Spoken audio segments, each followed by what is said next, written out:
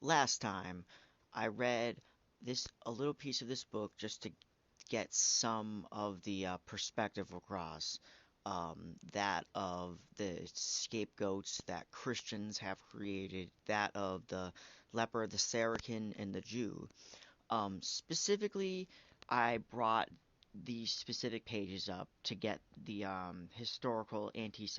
the unfortunate historical anti-Semitism across. That is the basic overall gist of what. This is actually a greater segue, actually. So, anyways, this next article I'll be reading is Henry Ford's anti-Semitism. And it's ironic that like there's a lot of stuff being canceled out there, out of nowhere, stuff that's always existed, things that I guess for the most part culture never cared about. Things change, and that's for the most part why people are seeing such a difference happening. Like either people can't handle change or, anyways. And this is from the Jewish Virtual Library, which I assume is an anti-Semitic. I'm just assuming they're pointing us out for reference. Anyways, anti-Semitism in the United States. Henry Ford invents a Jewish conspiracy. Alright. Henry Ford, the industrial genius who perfected the mass production of motor cars before World War I and thereby revolutionized the way we live, was a reclusive man who brooked no opposition or criticisms. Oh, that's why I brought up the cancellation aspect, because no one's canceling like the Ford motor industry, despite the the the influence behind it, you know, obviously there's still the utility, but and we can't throw the baby out with the bathwater, obviously. So I can see that being the reason, and money. That obviously, even if it was fucking, it's probably definitely money that would keep this from being totally uncancelable. Like even if it wasn't motor vehicles, like the money, like that's all it takes is for you to fucking like withstand that type of cultural criticism, I assume. Um, I'm sure there are examples where that's not true. Okay, I'm ranting at this point. Ford's attempt to prevent unionism at his plants produced strikes and violence, mostly provoked by Ford's own strikebreakers.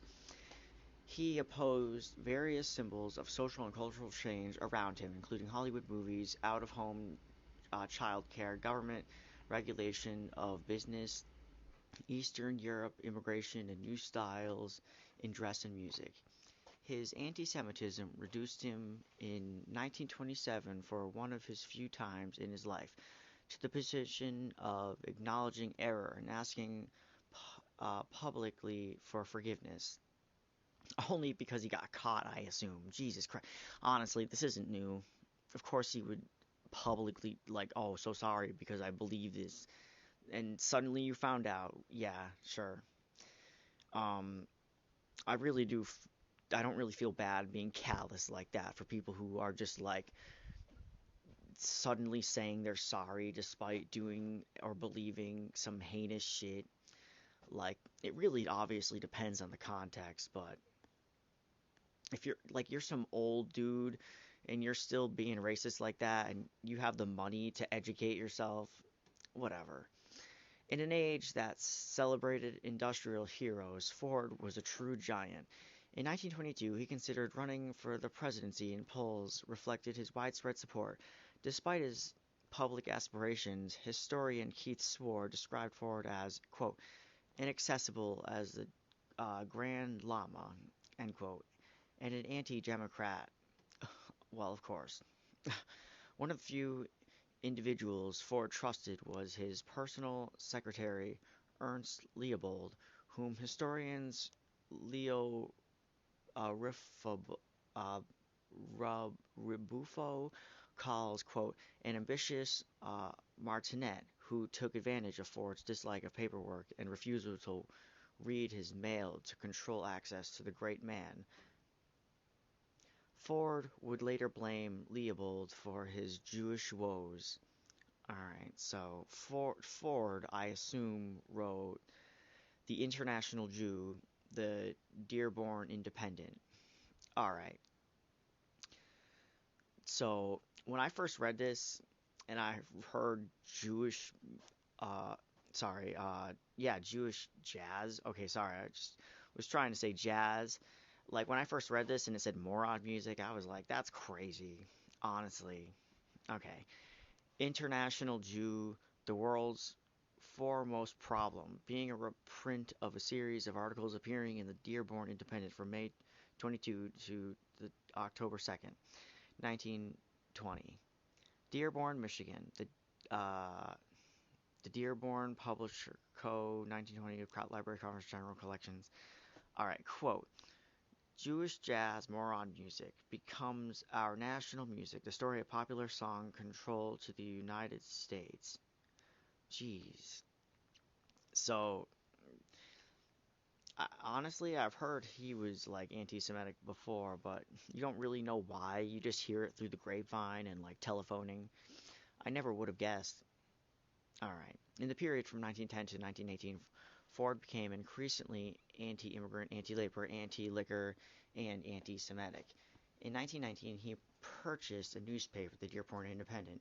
He installed Charles Pipp as editor and hired a journalist, William J. Cameron, to listen to his ideas and write a weekly column, quote, Mr. Ford's page, to expound his views. Oh, by the way, this Ford next to this KKK is not really him symbolically like that. I mean, it's only symbolic. He didn't actually hang out with the KKK supposedly. Um, I believe this is just honestly like the sentiment that would be potential. All right.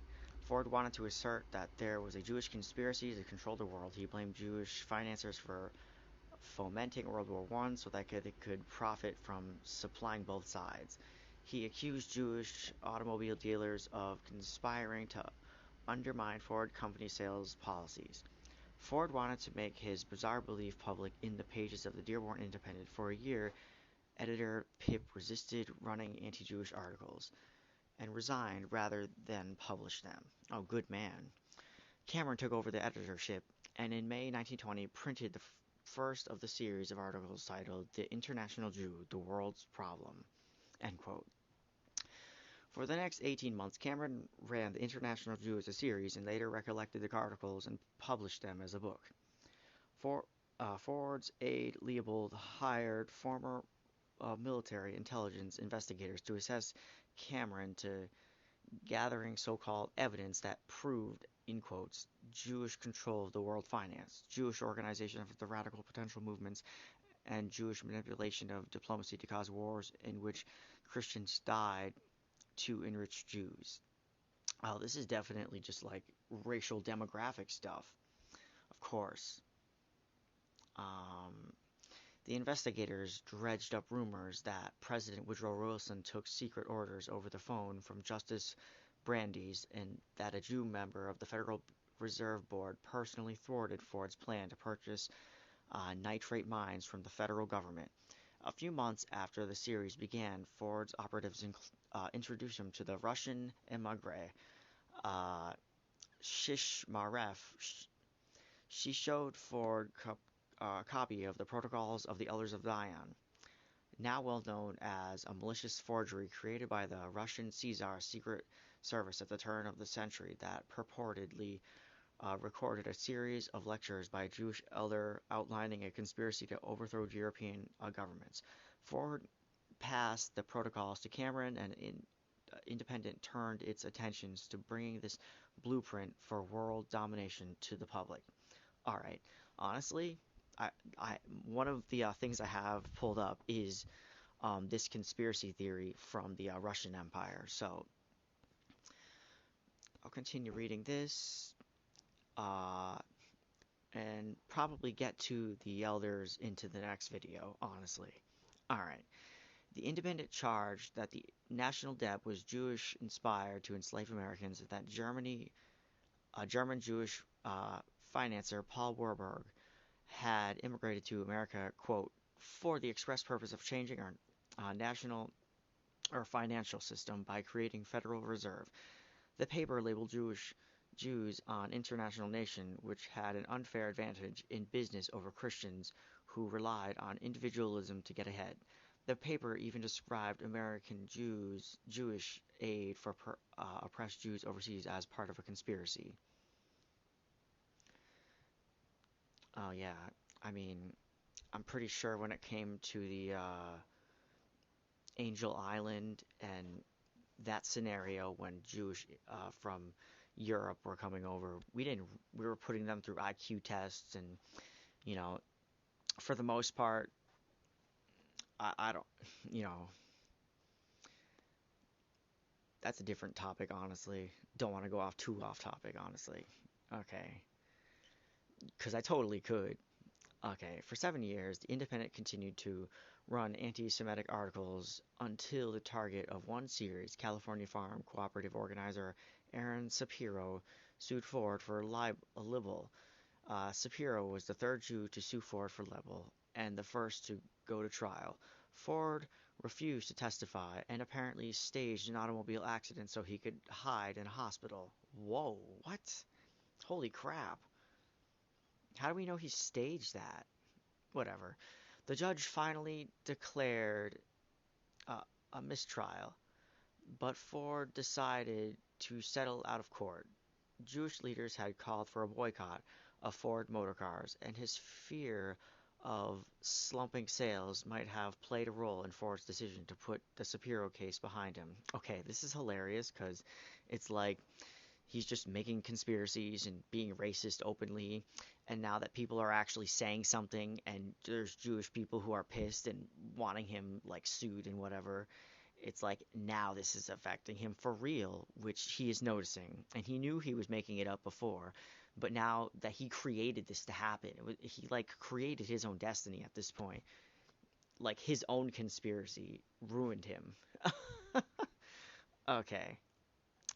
Louis Marshall, chairman of the American Jewish Committee, negotiated an agreement whereby Ford publicly announced that, quote, articles reflecting on the Jews would never again appear in the Independent.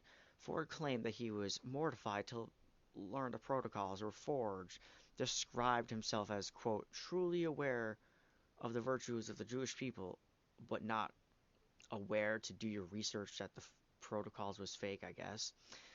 Um, I guess research on that would have been hard to do when it comes to like an analysis, unlike today.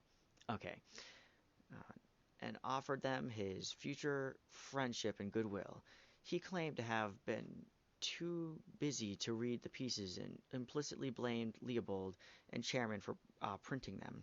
Marshall described Ford's statement as humiliating. Ford closed the Independent in December 1927. He later claimed that his signature on the agreement that Marshall was forged. Uh, I almost feel like he knew it was forged. Again, I don't know how hard or easy it was to like analyze something like that. Like, he's rich. He could have tried to trace his sources. I don't know.